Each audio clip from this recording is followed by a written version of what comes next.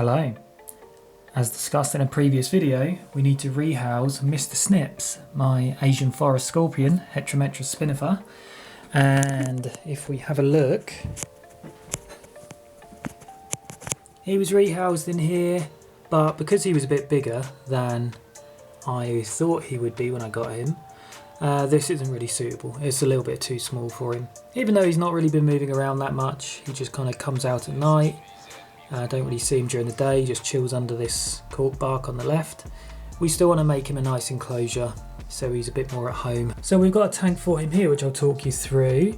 I actually bought this tank from eBay, just really cheap, and then I got two because it didn't come with a top lid, and then took the second one apart to make some spare pieces to add to this.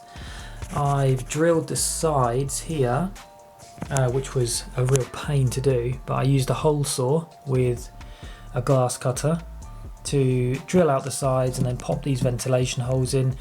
He needs it fairly humid, so I'm not going to be providing any top ventilation. Those side ones should be sufficient. I've got some metal brackets to hold the top bit of glass on, and these little connectors here which I can pop open like so to lift it up, and you can probably see there I've just put some magnets on, so it's got a little magnetized catch on each of these. The background here, I have just took some polystyrene and covered it with expanding foam, popped silicone all over the expanding foam, and then put substrate on there, left it to dry for a week or so, attached some moss that I had laying around just to give it a bit more texture, and then just siliconed it all to the back. We're not going to be seeing that, so it doesn't need to look too pretty. Hopefully you can see that all okay. What I'm going to do is just talk you through the steps of making this enclosure.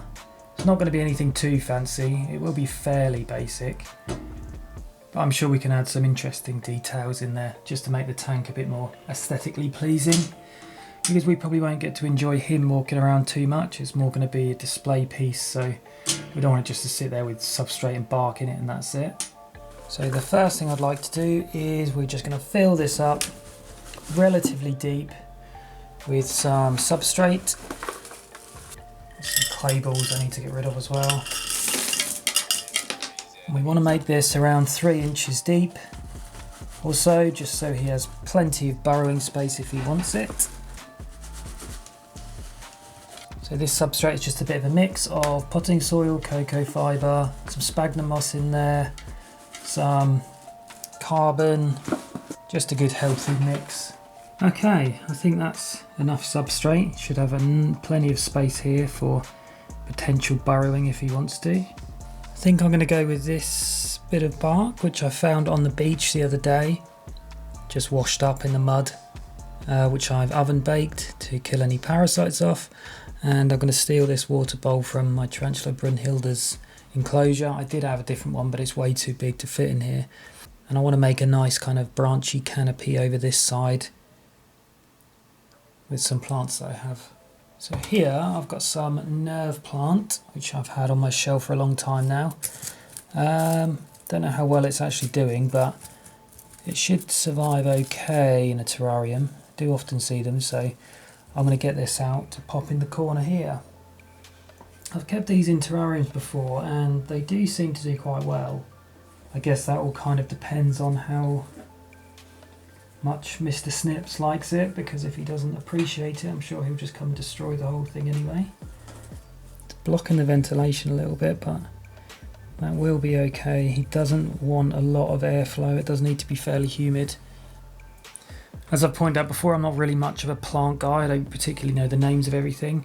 But I've got this thing which is kind of traily, it grows into a big bush normally with all these entwined, so we'll see if that grows. We've got these little guys that always seem to grow prolifically. It just kind of spreads along the bottom of the tank and has offshoots coming up in stems. And I've also got some of these which I really like. I think they're called string of pearls. They tend to kind of trail along the bottom, but a lot of people have them in pots, like big groups of them all sort of hanging down in bunches, which I think looks really cool. Not sure how I'll incorporate them, but I just kind of thought I'd give everything a try, see what sticks, what doesn't. Okay, so that's a good base for the start of our kind of lush side of the enclosure. Don't know whether he'll use this. He might use that as his hide and burrow underneath it and probably uproot all the plants, but more than likely Mr. Snip's going to snip and I ain't going to stop him. So if he destroys those roots, so be it. Have it the way he wants it. So on the intended drier side of the enclosure, I've got another hide here which he might use as an option, and propped it up with some of these coconut husk things just to give him a bit of a starting point if he does choose to burrow underneath it. Problem is, it always looks a bit too neat when it first goes in.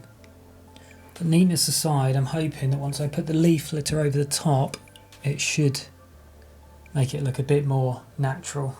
However, before I do add the leaf litter, I want to try and add a bit more green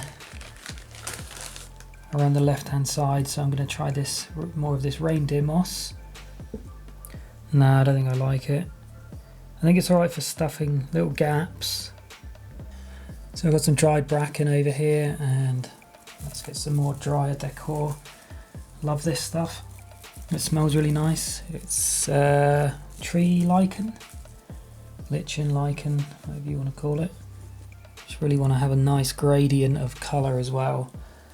So we've got the greens then sort of fading into the dead browns and greys. Might put some isopods in here with them as well. I think they can cohabit alright. And that should do it. A nice gradient across there.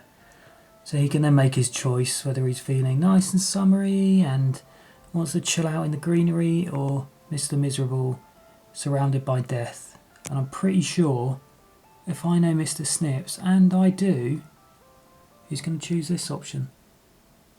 Let's find out. We'll pop him in. And let's have a look at the grumpy man himself. I'm always so glad when he's actually under there. Can you imagine lifting that up and he just wasn't there? So there he is, looking mean. Seems like he's been eating as he's quite fatty. So we can free up this enclosure now, get him out of here and find something a bit more exciting to go in, which would be a bit more appropriate for the size. But now the fun part. You're looking feisty already, matey, aren't you?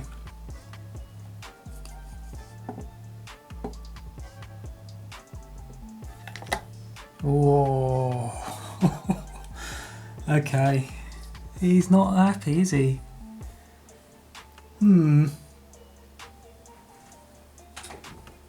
This is going to be very interesting.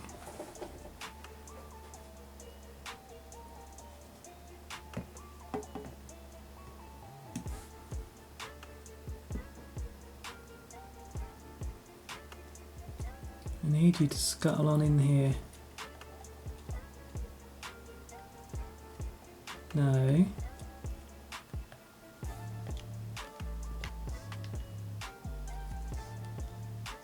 In the pot, please.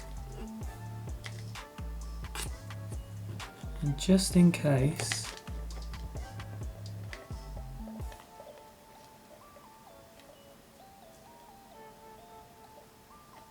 there we go. Quick, grab the camera before he runs and hides somewhere.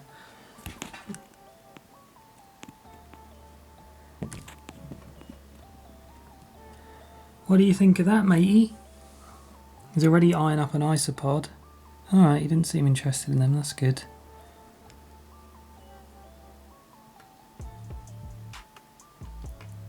Hello. Yeah, we can see him here, just casually trying to escape. And typically in the area that I kind of didn't want him to go to start with, so to give the plants a chance to root, but I'm sure he's just going to pop in there and dig everything up. So I better get some pictures quick before he just wrecks the whole thing, which he probably will. But hey, he's just a bit of a badass, I guess. What can you say? Alright, we've tempted him out. Where's he going to go? There, that's much more you, Mr. Snips. Make your home in there. Somewhere around there. Come on. Now Mr. Snips is all present as the first tenant of my latest shelving system, just to make room for some more creatures. And he's successfully found his little hidey hole. He was kind of scraping around at the top there, which is a bit worrying, like right at the back at the top. But then he seems to have found his feet now and burrowed under that bit of bit of bark there. So hopefully he'll find a home there. I'm sure tomorrow morning when I come and look at this, he'll have rearranged everything. But at least it looks nice for now. That's annoying. I think my intro got cut. If it did, then I will see you on the next one, and I'll keep you up to date with all of Mr. Snips' adventures and see how he's getting on in his new enclosure in the coming videos. Cheers, bye.